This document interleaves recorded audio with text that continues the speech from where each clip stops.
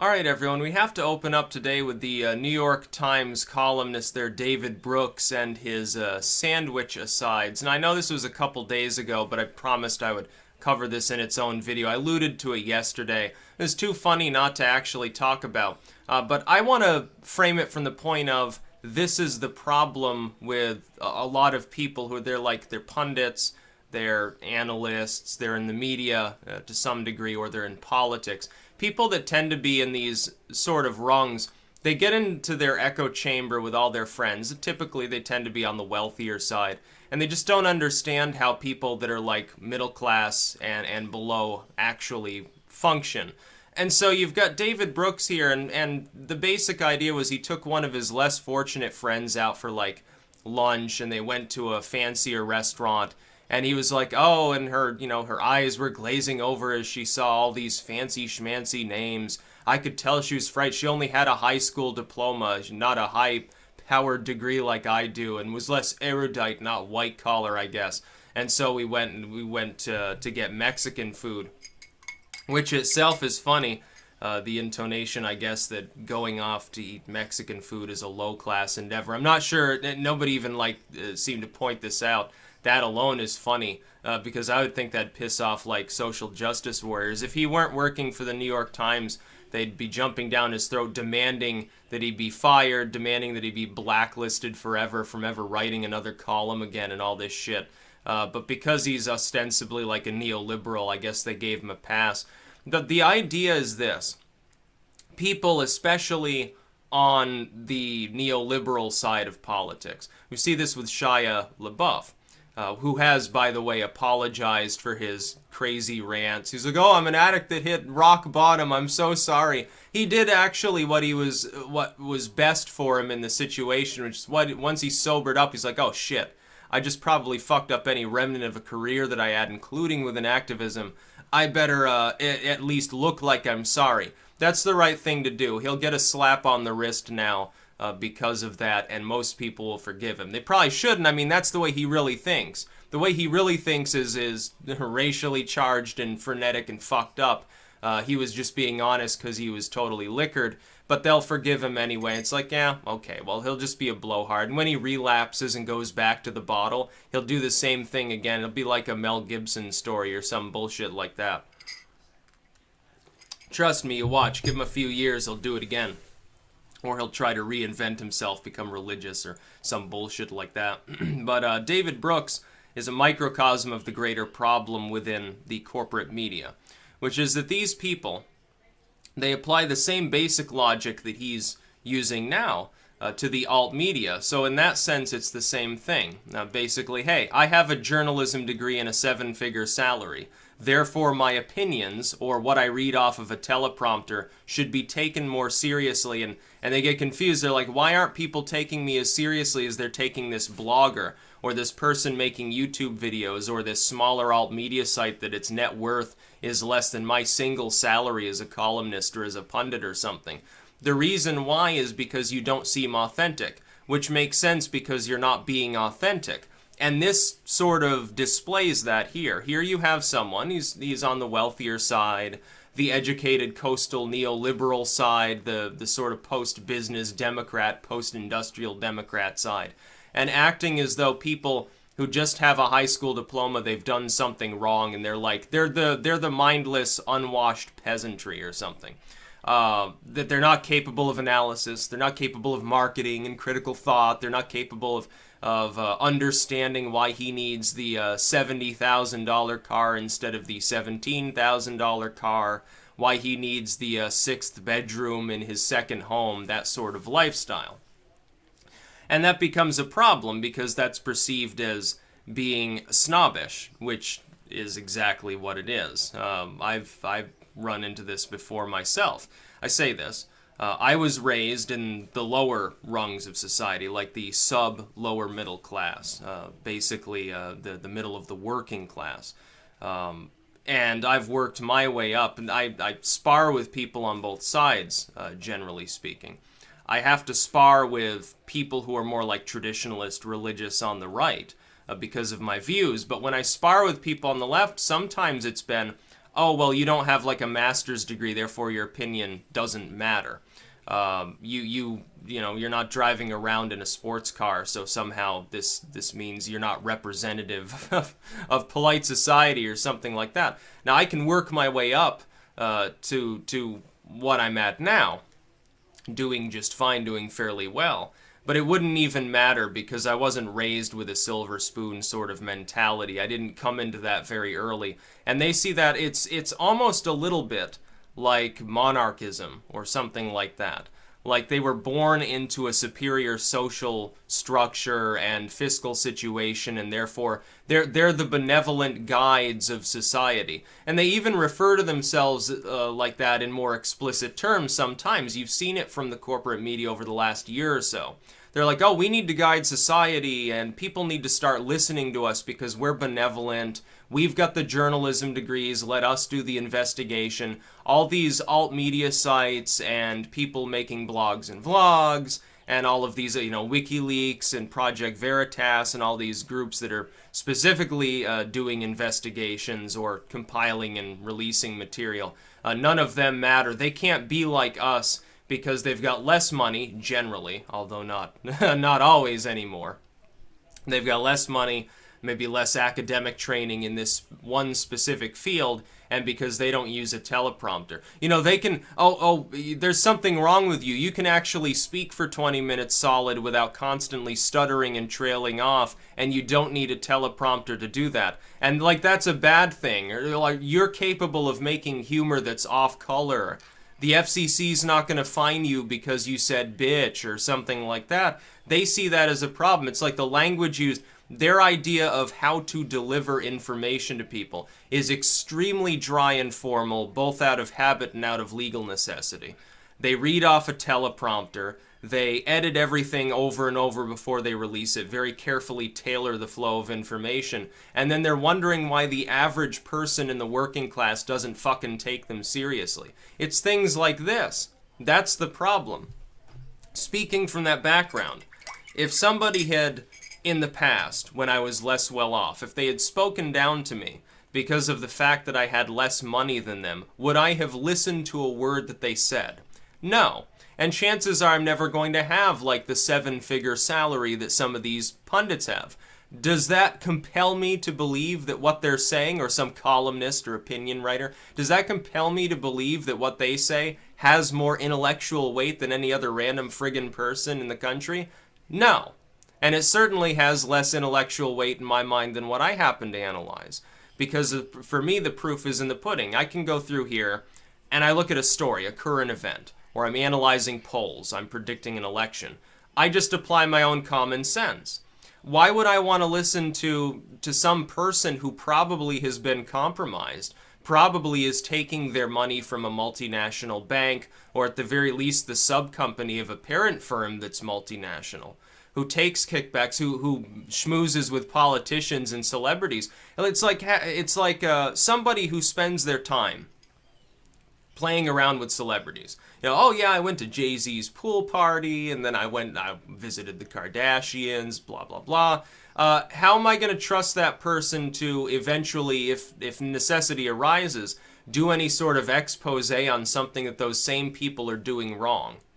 When their high-class lifestyle is reliant upon those same people. It's like the foxes guarding the henhouse with regards to corporate welfare and things like that, or war, or any of these other policies. You get a bunch of heavy-hitting politicians, they're embedded with this same media, they're kind of interreliant. In the old wave of cable news and newsprint and stuff, what would happen is a politician had to be very nice to the media. Couldn't be you could be mean maybe to one or two people throughout the course of your political campaign. You could maybe rebuff them, maybe say, oh, well, your question's unfair and I'm not going to talk to you. Next question, please. You could do that, but if you were generally, like, distrustful of these people, you'd end up getting smeared. They'd do some yellow journalism, they'd fuck up your campaign. They can't do it anymore as easily. We've seen this with Trump, but they could in the past. Meanwhile, though, it's a mutual relationship in a way, because those same corporate media individuals, they don't want to ask a question that's too heavy-hitting. They don't want to upset the politician too much or do too much investigation, because then they can't get all the hot scoops. They're not going to be invited to the press conference. They're not going to be invited in to hear the speech and report on it.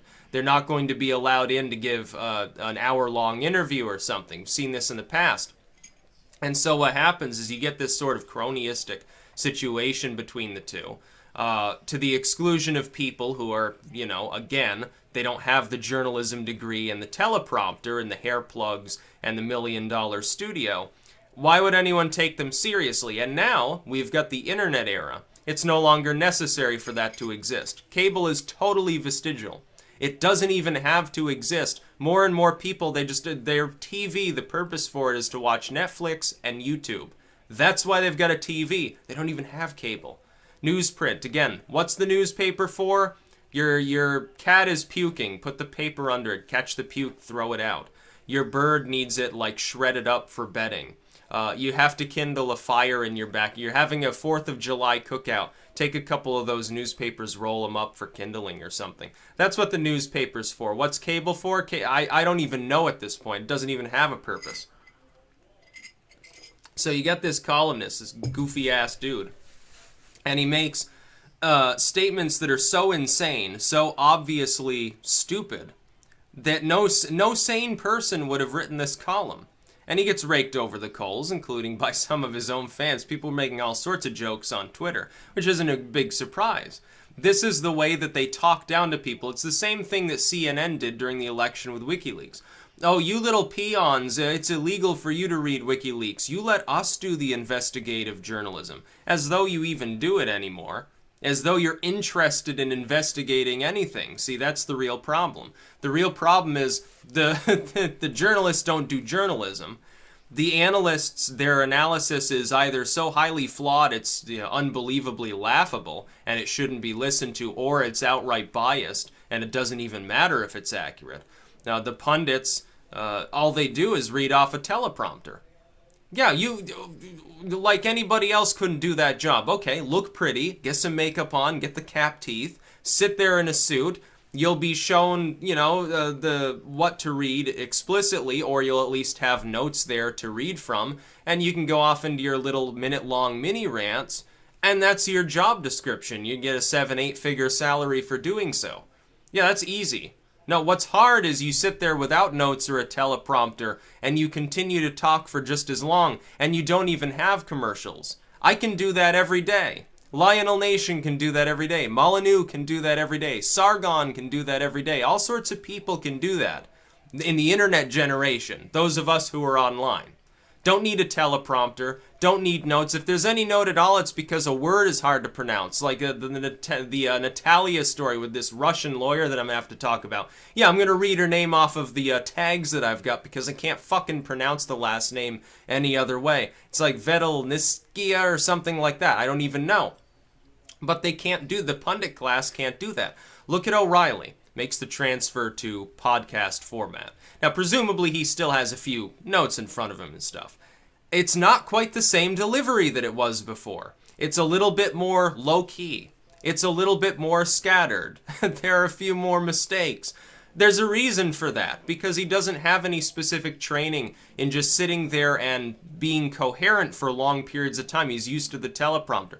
It's like the I'll write it and I'll do it live thing that everybody and their mother has seen at this point.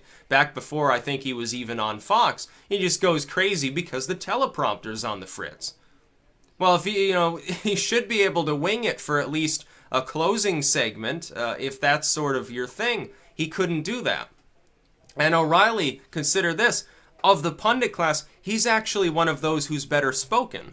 He actually does, like on his podcast, he's actually better at that than most of these others would be. Yeah, to his credit, honestly. As someone who I don't even like Bill O'Reilly's beliefs. Like, he's a total fucking warhawk neocon.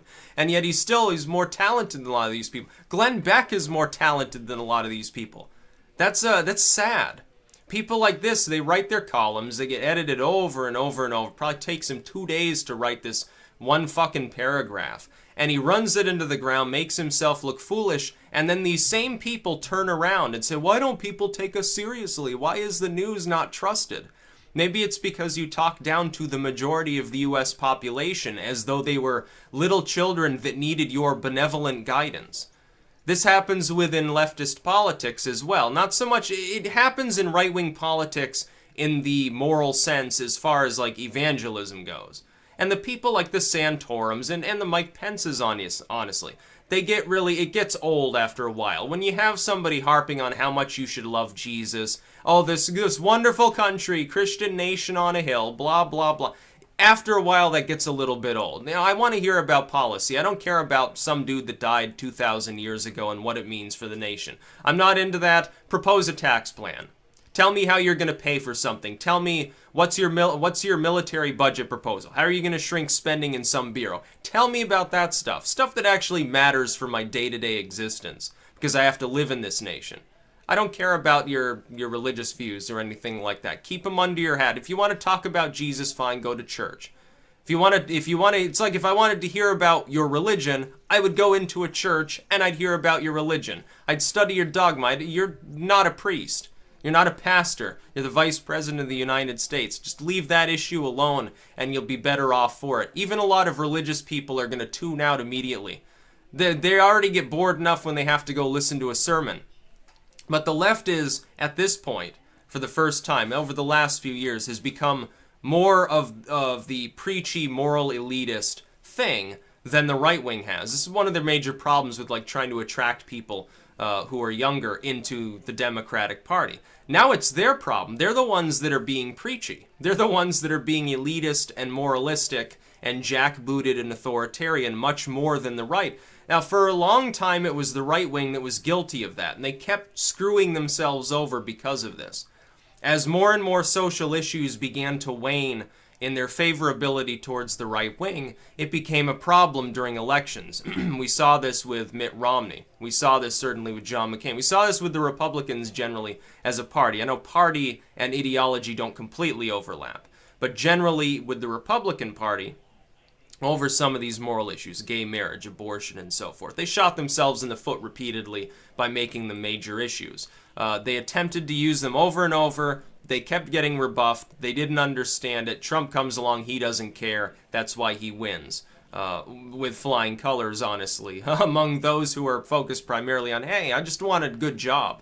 I don't care. All that other stuff is secondary. Get me I used to work in a factory. I made 52 grand a year. Now I'm working at Wendy's. I make 15 grand a year. I see a problem with this. In my religion, I can't tithe to the church anyway. I don't have the money right now. So it doesn't even matter if they're religious. They don't care.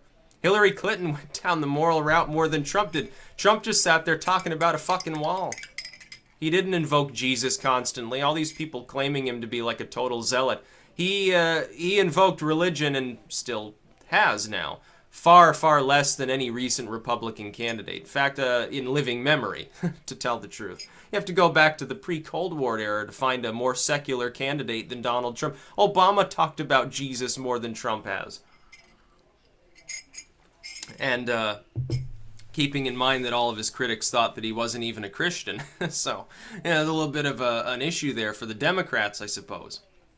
They're the ones that have embraced religion too at this point. You look at how they fawn over the Pope. Oh, El Papa, El Papa. Yeah, this foreign theocratic authoritarian head of state on the Italian peninsula is really, that's the model we should be using for the United States. Oh yeah, let's be Europhiles now.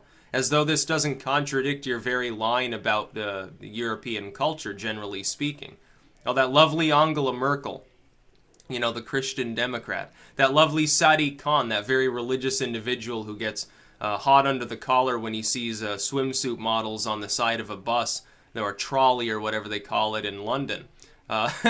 Deciding unilaterally to ban those. Oh, because women shouldn't be body shamed. No, I think it's because you have a moral opposition to swimsuit models because they're haram or something like that. You're trying to play up to your core voting base or something like that because you're a religious zealot. No different than any random fire and brimstone pastor. It's the same bullshit. Organized religion is bullshit. And I say that in the most explicit terms that I can. I can have whatever spiritual beliefs I want. But that doesn't mean that I'm going to go to a church. It doesn't mean that I'm going to stick to one dogma and say, oh, this sounds pretty good. I think I'll stop reading everything else for the rest of my life and just be fucking ignorant. It's just not going to happen. I'd rather research everything. I'd rather make my own decisions, thank you very much. I'm thinking about writing a short booklet in the future. Just as an aside, I know I've gotten off on a little bit of a tangent, but it's all sort of interrelated. People like a good rant, so it's okay. I'm thinking about writing a booklet on my thoughts about the fact that organized religion essentially is just superstitious communism. And that really is what it is. I keep getting like on Gab the other day. I had a couple of like fundamentalist Christians. They're like, "Oh, you must be a commie because you're irreligious." No, it's specifically because I oppose communalism that I'm not religious. I'm not interested in having other people feed me opinions. I'm interested in being independent. This is what the liberal media and organized religions and moralists the world over don't comprehend. They think people need to be led. I disagree. I think that's a form of weakness. I think it's a shameful thing to be led by others in a spiritual or a political manner. I'd rather do my own leading and just hold my own leash, thank you very much. And I don't need these people to tell me what reality is. It's like the fake news stuff. I don't need some corporation to tell me what I should think is reality. It's not necessary. I've got the internet. I can do my own digging and my own analysis. I have the time to do that. And for people who don't, there are a million places on the net you can go. You're going to get news that's just as fair, at least, as anything in the corporate media. Even the stuff that is like the Nibiru and other fakery bullshit. Even that, at least it's more entertaining. You know, these people can actually say, damn it, and they don't get fined by the FCC. Wow, what a revolutionary concept. People express themselves online. And they don't need a license to do so. They don't need to pay 10 grand a year to use the internet or something.